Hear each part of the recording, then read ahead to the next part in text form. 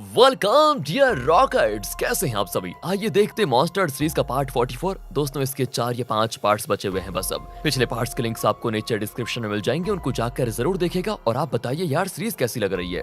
तो पिछले पार्ट के एंड में हमने देखा कि जिना ने स्वर्गवासी डॉक्टर के द्वारा कलेक्ट किए गए सारे प्रूफ एक फाइल में लीक हो दिए थे। उसने लीक को ये भी बताया कि तुम्हारे पेरेंट्स के कत्ल में किसका हाथ है और किसने तुम्हारे हॉस्पिटल में आग लगवाई थी। वो सारी डिटेल्स चेयरमैन के सेफ में पेंडोरा नाम के एक बॉक्स के अंदर। दोस्तों ये सुनकर ली कहता है कि अब हमारा अगला टारगेट है वो पेंडोरा बॉक्स। तो इस पार्ट की शुरुआत में जे एंड्रू के ऑफिस में जाता है। एंड्रू तो उस पर भड़क जाता है कि मेरे ऑफिस में आने की आपकी हिम्मत कैसे हुई।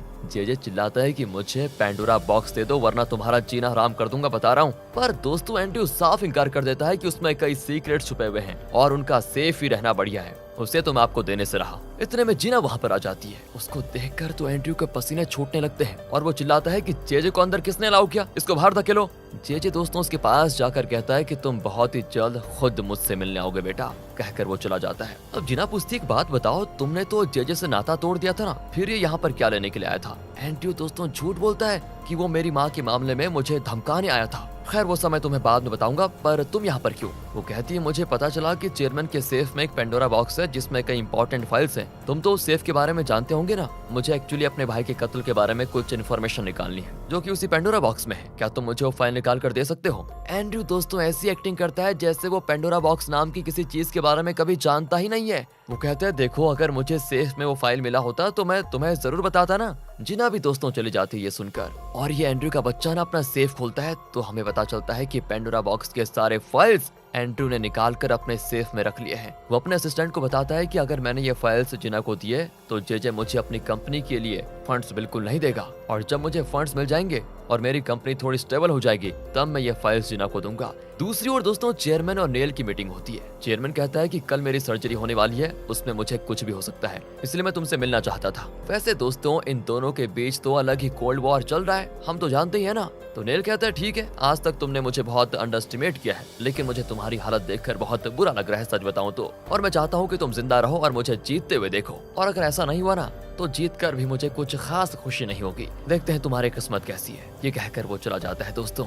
एंड यहाँ चेयरमैन बहुत गुस्सा हो जाता है कि ये कैसा आदमी है भाई। दूसरी ओर ली की टीम डिस्कस कर रही होती है कि अगर पेंडोरा बॉक्स चेयरमैन के सेफ में है तो जरूर नाथन के क्राइम्स की सारी डिटेल्स चेयरमैन को पता थी। फिर भी अपने बेटे को बचाने के लिए उन्होंने वो सारी डिटेल्स पेंडोरा बॉक्स में छुपा कर रखी। नहीं, हमें सच का पता लगाना होगा कि चेयरमैन इसमें शामिल है या नहीं। अगले दिन की बात है कि सर्जरी से पहले सिंडी अपने पापा से मिलती है और हिम्मत देती है कि पापा आपको कुछ नहीं होगा, मैं आपके साथ हूँ पापा। चेयरमैन कहता है कि बेटी चाहे सर्जरी के बाद मुझे जो भी हो, लेकिन नाथन और अपनी माँ को मेरे पास मत भटकने देना। फिर वो एंड्रू से कहता है कि बेटा डोडो ग्रुप को टॉप पर लेकर जाना तुम्हारी जिम्मेदारी होगी। सर्जरी के बाद मैं अच्छा हो जाऊं तो ठीक है, वरना डोडो ग्रुप को तुम्हें संभालना होगा। इसके बाद उसे ऑपरेशन थिएटर में लेकर जाया जाता है और सर्जरी होती है शुरू।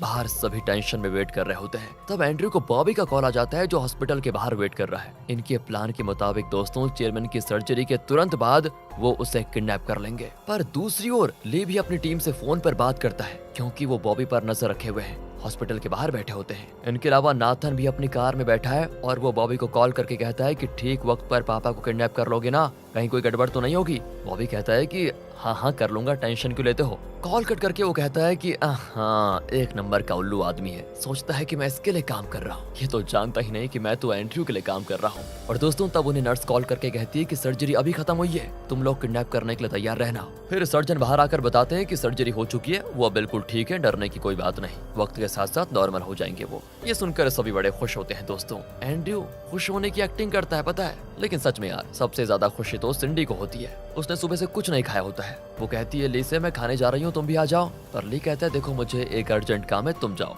दूसरी ओर चेयरमैन को दिखाते हैं जिसे सर्जरी के बाद दौरा जैसा पड़ने लग जाता है। असल में सर्जरी से पहले उस नर्स ने जो इंजेक्शन लगाया था ये शायद दोस्तों उसी का असर है जिससे चेयरमैन का हार्ट बीट थोड़ी देर के लिए अब रुक जाएगा, और होता भी वही है। तभी हेड नर्स आकर चेयरमैन को चेक करके कहती है कि चेयरमैन अब जिंदा नहीं है। और दोस्तों अब ऑफिशियली चेयरमैन की डेथ हो चुकी है, ऐसा सबको बता दिया जाता है। फिर वो बॉबी को कॉल करके कहती है कि तुम आ सकते हो। बॉबी भी नर्स के भेस में मास्क पहनकर अंदर आता है और चेयरमैन के बेड से चादर हटाता है। एकदम चौंक जाता है वो, क्योंकि वहाँ पर चेयरमैन होता ही नहीं। वो बिल्कुल बौखला जाता है दोस्तों। तुरंत उस नर्स को कॉल करके पूछने लगता है तो वो भी शॉक हो जाती है कि इतनी जल्दी वो कहाँ जा सकते हैं। बॉबी को टेंशन में देखकर ग्रे ली को इन्फॉर्म कर देता है कि चेयरमैन गायब है और ली भी चौंक जाता है कि आखिर चेयरमैन को कौन लेकर गया होगा। दूसरी ओर दोस्तों डॉक्टर पीए को बता रहा है कि चेयरमैन की मौत हो चुकी है लेकिन उनकी बॉडी गायब है। सिंडी पूरी तरह टूट जाती है पर ली कहता है कि तुम जाओ, मैं देखता हूँ कि यहाँ पर चल क्या रहा है, क्या ड्रामा है ये। ली हॉस्पिटल का सीसीटीवी चेक करने जाता है दोस्तों।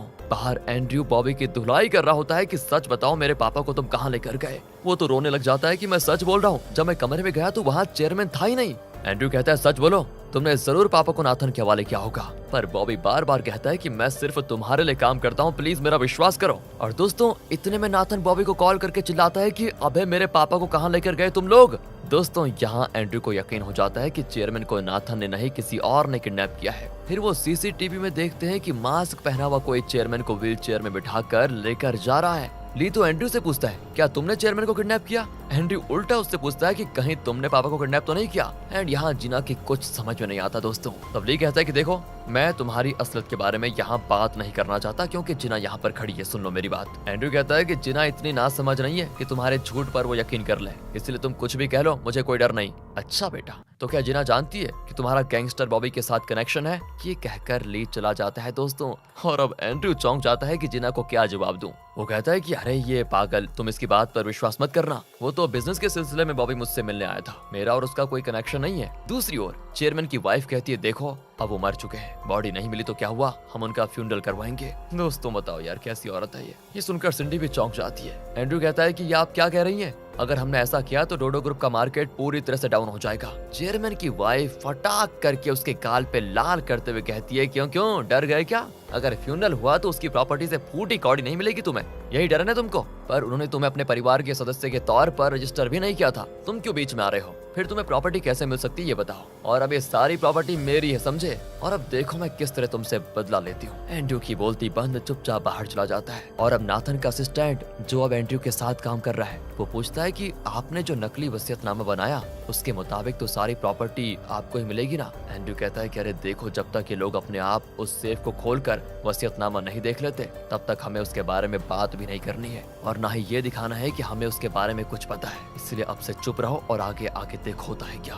अगले सीन में दोस्तों चेयरमैन का फ्यूनरल होता है लेकिन वहाँ पर आए हुए लोगों को नहीं पता कि शव पेटी में चेयरमैन की बॉडी तो है ही नहीं, सब खाली बॉक्स को श्रद्धांजलि देकर लेकर जा रहे होते हैं। जेजे तो आकर सीधे एंड्रयू से बात करने लगता है तो नाथन कहता है कि मैं बड़ा बेटा हूँ, आपको मुझसे बात करनी चाहिए। हाँ तुम तो एकदम नालायक हो, इसलिए मैं तुम्हारे मुंह तो लगना ही नहीं चाहता। कहकर वो एंड्रयू के कान में कहता है कि तुमने मुझसे दुश्मनी मोल लेकर ठीक नहीं किया, तुम मुझसे मदद मांगने जरूर आओगे, देखते रहना बेटा तुम। ये कहकर दोस्तों जेजे भी चला जाता है तो वहाँ पर ली आता है। वो भी कह देता है कि मुझे जल्द ही आपके सारे सीक्रेट्स पता चल जाएंगे और उन्हें सबूत के तौर पर पेश करके मैं आपको हमेशा के लिए अंदर करवा दूंगा। जेजे कहता है कि अरे यार इन धमकियों से तो मैं बोर हो चुका हूँ। अच्छा जी बोर हो चुके हो, तो चौंका देने वाली एक बात भी सुन लीजिए अंकल जी, शव पेटी में चेयरमैन की बॉडी नहीं है, उन्हें मैंने किडनैप करके रखा हुआ है और जब उन्हें होश आएगा तो आपके सारे सीक्रेट्स मेरे हाथ में होंगे। लेकिन यहाँ जेजे बड़ा कॉन्फिडेंटली कहता है कि उनके पास मेरे खिलाफ कोई सबूत नहीं होगा, ये मैं अच्छी तरह जानता हूँ, तो मैं जो उखाड़ना है उखाड़ लो। कहकर वो भी चला जाता है। चलिए फाइनली आपका वेट हुआ खत्म, चेयरमैन को अब दिखाते हैं तो वो एक घर में होते हैं। वो होश में तो है लेकिन उठ नहीं पाता और ना ही कुछ बोल पाता है। ये किसका घर है, किसने उसे किडनैप किया, फिलहाल तो ये नहीं बताया जाता। इसी बीच एक मीटिंग में सबको बुलाकर चेयरमैन का ओरिजिनल वसीयतनामा पढ़ा जाता है। और दोस्तों ये वो नकली वसीयतनामा नहीं है जो एंड्रयू ने चेयरमैन के सेफ में रखा था, बल्कि वो वसीयतनामा है जो चेयरमैन ने पहले से लिख कर रखा था। उसके अनुसार प्रॉपर्टी का 50% नाथन को, 30% सिंडी को और 20% चेयरमैन की वाइफ को दिया जाना चाहिए। लीगल एडवाइजर होने के नाते जिना वसीयतनामा पढ़ती है। एंड्रयू अभी भी खामोश रहता है दोस्तों। नाथन को तो हर बात पे उछलने की आदत है, तो वो एंड्रयू से कहता है कि देखा देखा देखा, मेरे पापा ने तुम्हें सर पे जरूर बिठाया था लेकिन अच्छा हुआ उन्होंने पहले से अपना वसीयतनामा लिख के रखा हुआ था। 2 दिन के बाद शेयर होल्डर्स मीटिंग में मैं तुम्हें डोडो ग्रुप से पूरी तरह निकाल दूंगा और तुम आज तक जो हमें ये नाच दिखा रहे थे ना, उसका पूरा बदला लिया जाएगा अब। और दोस्तों एंड्रयू तो जानता है कि जब उसका रखवाया हुआ नकली वसीयतनामा बाहर निकल कर आएगा तो इन लोगों को सड़क पे आने से कोई नहीं रोक पाएगा। फिर भी वो ऑफिस के बाहर खड़ा होकर दुखी होने की एक्टिंग कर रहा होता है। वो जिना से कहता है कि थोड़े उस अंदाज में, दोस्तों यार अब मुझे यहाँ से भी निकाल दिया जाएगा, सॉरी मैं तुम्हें झूठे सपने दिखाकर एंगेजमेंट कर लिया। पर जिना कहती नहीं नहीं ऐसा कुछ नहीं है, मुझे प्रॉपर्टी से कोई मतलब नहीं है, मैं तो बस इतना चाहती हूँ कि तुम सच्चे मन से मेरे साथ रहो। एंड्रयू इसी बहाने उसको गले लगा लेता है दोस्तों कि तभी वहाँ पर जॉन भागा चला जाता है। कहता है कि जेजे के बॉडीगार्ड को स्पेशल डे के तहत रिलीज किया जा रहा है एंड वो जिना को लेकर तुरंत जेल जाता है। जिना इस बार भी उसके लिए एक बेहतरीन डिश खरीद कर लेकर जाती है। वो उसे खाने वाला होता है कि तभी वहाँ पर जेजे खुद आ जाता है और उसे देखते ही वो खाना नीचे डालकर जेजे के आगे जाकर सर झुका देता है। जेजे अब जिना से कहता है कि देखा देखा, इसे कहते हैं वफादारी। फिर भी वो बॉडीगार्ड से कहता है कि आज तुम आराम से बैठोगे और मैं तुम्हारे लिए गाड़ी चलाऊंगा। कहकर दोस्तों वो बॉडीगार्ड को बिठाकर खुद ड्राइव करके उसको लेकर जाता है। जॉन कहता है कि लो, ये भी गया हाथ से, तुमने इसको खाना खरीद कर दिया, फिर भी देखो ये दुम हिलाकर जेजे के पीछे चला गया। जिना कहती नहीं, ये जेजे का वफादार जरूर है, लेकिन हमने इसके ज़मीर को जरा सा तो हिला ही दिया है। अब सिर्फ थोड़ी और कोशिश से हम इसे अपने रास्ते पे लेकर आ सकते हैं। इस तरह दोस्तों जिना एक प्लान बनाती है। वहाँ बॉडीगार्ड जेजे से पूछता है कि तुम कहाँ जा रहे हो? अरे तुम चलो तो तुमको एक सीक्रेट जगह पे लेकर जा रहा हूँ। कहकर वो बॉडीगार्ड को एक सुनसान जगह पे लेकर जाता है जहाँ एक बड़ा घर है। बाहर दोस्तों वही नर्स खड़ी होती है जिसने बॉबी को चेयरमैन की किडनैपिंग में मदद करने की कोशिश की थी और यहाँ पता चलता है कि असल में चेयरमैन को जेजे ने किडनैप किया था दोस्तों। वाओ, था ना ये अनएक्सपेक्टेड ट्विस्ट। उसने नर्स को लालच दिया था कि तुम मेरा ये काम कर दोगी तो मैं तुम्हें इस हॉस्पिटल की चेयरमैन बना दूंगा। वैसे दोस्तों इस सीरीज में कोई किसी को छोटी मोटी नौकरी का वादा नहीं करता, सब डायरेक्टली चेयरमैन बनने के लिए तैयार हो जाते हैं। खैर ये नर्स बॉबी की नहीं, जेजे की वफादार निकली और तब चेयरमैन आंखें खोलता है तो जेजे बताता है पूरी दुनिया के लिए आप मर चुके हैं और आपके परिवार ने तो आपका फ्यूनरल भी कर दिया। पर सच बताऊं तो सिर्फ आपकी बेटी बहुत दुखी थी सच में, शायद वही आपसे सच्चा प्यार करती है, बाकी तो बड़े खुश थे। और आप जिस एंड्रयू को अपना लाडला समझ रहे थे वो तो जहर निकला जहर। आप खुद ही कुछ दिनों में ये सब अपनी आंखों से देख पाएंगे। तब तक एक काम कीजिए, आराम कीजिए। दूसरी ओर दोस्तों चेयरमैन की वाइफ अपने बेटे से कहती है कि बेटा तुम्हारे पापा ने बैंक के सेफ में और भी कई प्रॉपर्टीज के डॉक्यूमेंट्स रखे होंगे, एक काम करो कल ही जाकर उन्हें चेक करो, शायद वहाँ उन प्रॉपर्टीज के लिए कोई और वसीयतनामा मिल जाए। पर नाथन कहता है कि कल शेयर होल्डर्स मीटिंग है, आप सिंडी को भेज दीजिए। और दोस्तों लीगल एडवाइजर होने के नाते जिना को भी सिंडी के साथ जाना पड़ता है। अगले दिन की बात है, सिंडी बैंक जाने से पहले ली को भी कॉल करके बता देती है। वो कहता है कि मुझे भी सेफ में एक इम्पोर्टेंट डॉक्यूमेंट चेक करना है, मैं मोजो को भिजवा देता हूँ। और अब वो सभी बैंक जाते हैं और सेफ खोलते हैं तो वहाँ पर एक बॉक्स होता है। ओह, पर उसके अंदर कोई फाइल नहीं होता, सिर्फ एक वसीयतनामा होता है। असल में दोस्तों ये एंड्रयू का रखा हुआ नकली वसीयतनामा है। उसे पढ़कर तो सिंडी पूरी तरह चौंक जाती है क्योंकि उसमें सिंडी को भी प्रॉपर्टी के कोई शेयर नहीं मिले होते हैं। जिना उस वसीयतनामे को देखकर कहती है ये तो चेयरमैन की हैंडराइटिंग है और लगता है ये उन्होंने रिसेंटली लिखा है, मतलब यही उनका फाइनल वसीयतनामा माना जाएगा। दूसरी ओर शेयर होल्डर्स मीटिंग से पहले एंड्रयू को दिखाते हैं जो बड़ा खुश नजर आता है। ली पूछता है वैसे तुम्हें तो नर्वस होना चाहिए पर तुम बड़े मजे में लग रहे हो, क्या बात है, कुछ गड़बड़ कर ली क्या फिर से? एंड्रयू कहता है कि देखो वो सब तुम्हें बताने की मुझे कोई जरूरत नहीं है। दोस्तों मीटिंग में चेयरमैन की वाइफ बहुत ही कॉन्फिडेंट होती है कि अगली चेयरमैन तो मैं बनूंगी। वहाँ तभी जिना, जॉन, सिंडी आ जाते हैं और जॉन सबके सामने वो वसीयतनामा दिखाता है और कहता है यही असली वसीयतनामा है। सभी शॉक होने पे मजबूर हो जाते हैं दोस्तों।